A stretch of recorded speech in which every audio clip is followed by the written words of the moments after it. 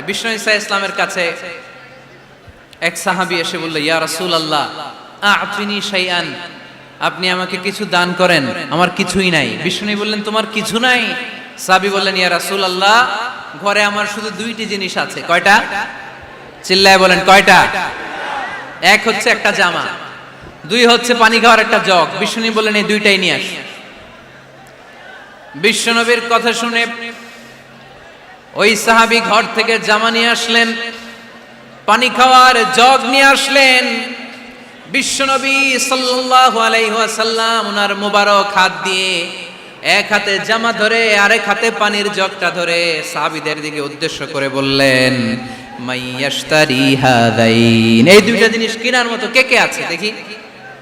কয়েকজন হাত তুললো। বিশ্বনবী বললেন, কত দিয়ে কিনবা?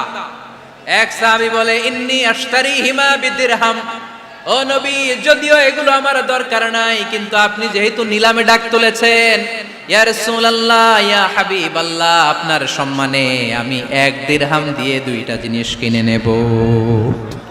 1 দিরহাম, একটা জামা, একটা পানি খাওয়ার জগ, দাম কত? 1 দিরহাম। বিশ্বনবী বললেন, না না, 1 দিরহাম তো অনেক কম হয়ে যায়, মাইয়াজিদু আলা যালিক, এর চেয়ে বেশি দামে কে কিনবা? আরেক সাহাবী হাত তুলে বলতে লাগলো, ইয়া রাসূলুল্লাহ ইয়া হাবিবাল্লাহ ওয়া ইন্নী আশতারিহিমা বিদিরহামাইন, আমি এই জামাটার পানি খাওয়ার জগটা 1 দিরহাম নয় 2 দিরহামের বিনিময়ে কিনতে চাই। বিষ্ণু ঈসা ইসলাম ওই সাহাবাকে দিয়ে দিলেন। দিয়ে 2 দিরহাম নিয়ে যে লোকটা ভিক্ষা করতে এসেছিল তার হাতে 2 দিরহাম দিয়ে বললেন, যাও 1 দিরহাম দিয়ে ঘরে খাবার কিনে দিয়ে আসো, আরেক দিরহাম দিয়ে একটা কুঠার কিনে নিয়ে আসো। শুনতেছেন? কি কিনে নিয়ে আসো? কুঠার দিয়ে কি করে? গাছ কাটে। ওই সাহাবী কুঠার কিনে নিয়ে আসার পরে বিশ্বনবী নিজ হাতে কুঠারের মধ্যে একটা কাঠের হাতল লাগাই দিলেন। আল্লাহু আকবার! হাতল ছাড়া কুঠার ইউজ করা যাবে? বিশ্বনবী নিজ হাতে ওই কুঠারের ভেতরে একটা হাতল লাগাই দিলেন আর বললেন, লা উরিদু আন আরাকা 15 আইয়াম, এই কুঠার নিয়ে জঙ্গলে যাও, গায়ে অনেক শক্তি আছে, কাঠ কাটো, এই কাঠ কেটে বাজারে বিক্রি করো, সামনের 15 দিন যেন আমি আমার চোখের সামনে তোমার না দেখি। বিশ্বনবীর পরামর্শ অনুযায়ী কুঠার নিয়ে ওই সাহাবী জঙ্গলে চলে গেলেন। কাঠ কেটে বাজারে বিক্রি করতে করতে 15 দিন পরে 10 দিরহাম নিয়ে বিশ্বনবীর দরবারে হাজির হয়ে গেলেন। 10 দিরহাম নিয়ে বিশ্বনবীর কাছে হাজির হয়ে গেলেন। সাহাবী এসে বলল, ইয়া রাসূলুল্লাহ এখন আর আমার ভিক্ষা করা লাগে না, আমার গায়ে অনেক শক্তি আল্লাহ দিয়েছে, আই এম ভেরি এনার্জেটিক, আপনার দেয়া বরকতের কুঠার দিয়ে আমি কাঠ কেটে কেটে স্বাবলম্বী হতে শুরু করেছি। সুবহানাল্লাহ পড়েন। আমি এখন 10 দিরহামের মালিক। বিশ্বনবী বললেন, লা আইয়াহতাতিবা আহাদুকুম হুজমাতান আলা যাহরিহি খায়রুম মিন আইয়াসআলা শাইআন ফায়ু'তিয়াহু আও ইয়ামনাহু, যাদের গায়ে শক্তি আছে তারা ভিক্ষা না করে কাঠ কেটে পিঠে সেই বোঝা নিয়ে বাজারে বিক্রি করা অনেক ভালো, কারণ কারো কাছে যদি তুমি হাত পাতো সে দিতেও পারে নাও দিতে পারে, আর কষ্ট করলে কষ্ট কোনোদিন বৃথা যায় না। চিল্লায় বলেন ঠিক কিনা? বিষ্ণু ঈসা ইসলামের অনুপ্রেরণায় এই সাহাবা অল্প কিছুদিনের ব্যবধানে স্বাবলম্বী হয়ে গেলেন। What is the moral of the story? বিশ্বনবীর এই প্রফেটিক স্টোরি থেকে আমাদের কি শিক্ষা? লেসন নাম্বার 1, বিশ্বনবী চাইলেই ওই 2 দিরহাম দিয়ে বলতে পারতো, যাও খাবার দাবার কিনে ফ্যামিলিতে দিয়ে আসো। সে ওই 2 দিরহাম নিয়ে খাবার দাবার কিনে ফ্যামিলিকে খাইয়ে রাত্রে আবার ভিক্ষায় নামতো। কথা কন, রাত্রে কি করতো? ভিক্ষায় নামতো। বিষ্ণু ঈসা ইসলাম তাকে কাজ করে খাওয়ার জন্য উৎসাহ দিলেন। পাশাপাশি বিষ্ণু ঈসা ইসলাম পার্মানেন্ট সলিউশন দিলেন। এজন্য পার্মানেন্ট সলিউশনের ব্যবস্থা করতে হবে। অনেকে আমরা যাকাত দেই, যাকাতের শাড়ি দেই, যাকাতের লুঙ্গি দেই, আছে না নাই? লক্ষ্মীপুরে এরকম দেয় নাকি? কি দেয়? হ্যাঁ, গাড়ি, গাড়ি দেয়, শাড়ি না। যাকাতের শাড়ি, যাকাতের লুঙ্গি বলতে কোনো কথা ইসলামে নাই। এগুলো খুব কম দামি শাড়ি, যাদেরকে এগুলো দেয়া হয় তাদেরকে অপমান করা হয়, ঠিক কিনা? আল্লাহ বলেছেন, ওয়ালাকাদ কাররামনা বানি আদম, I have dignified the status of the sons of Adam, আমি আদমের সব সন্তানদেরকে সম্মানিত করেছি। সুবহানাল্লাহ পড়েন। আপনাদের চেয়ে সম্মানিত কেউ আছে? মানুষের চেয়ে সম্মানিত গোটা বিশ্বে আর কোনো মাখলুকাত আছে নাই। এজন্য যাকাতের শাড়ি দেয়া যাবে না, যাকাতের লুঙ্গি দেয়া যাবে না। যাকাতের শাড়ি আপনারা দেখছেন, এটারে একবার ধোয়ার পরে দ্বিতীয়বার পরা যায় না। মশারি কি পাতলা, এর চেয়েও পাতলা। এই জন্য যাকাতের শাড়ি, যাকাতের লুঙ্গি বলতে ইসলামে কোনো পরিভাষা নাই।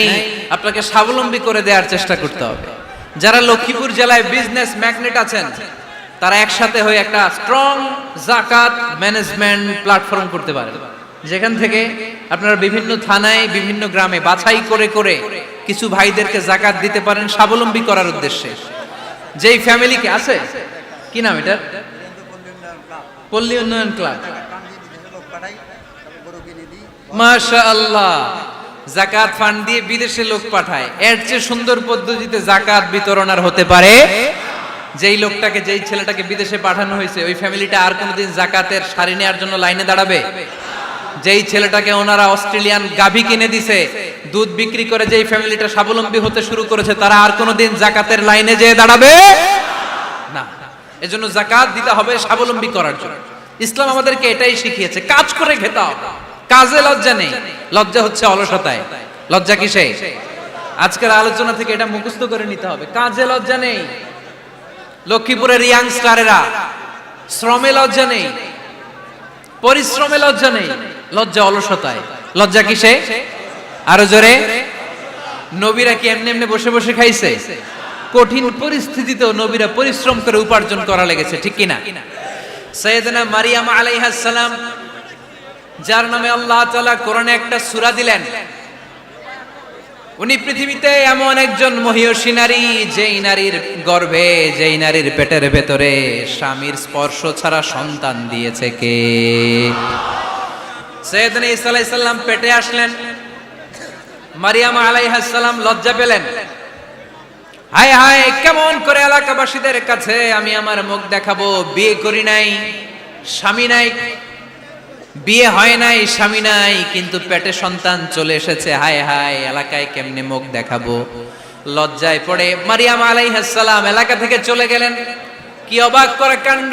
বাচ্চা ভূমিষ্ঠ হওয়ার জন্য, বড় হওয়ার জন্য 6 মাস 7 মাস লাগে নাই, পেটে বাচ্চা আসার সাথে সাথে বাচ্চাটারে বড় করে দিয়েছে কে? সাইয়েদাতুনা মারিয়াম আলাইহিস সালাম এবার বসে পড়লেন, বুঝতে আরম্ভ করলেন প্রেগন্যান্সির পেইন উঠেছে।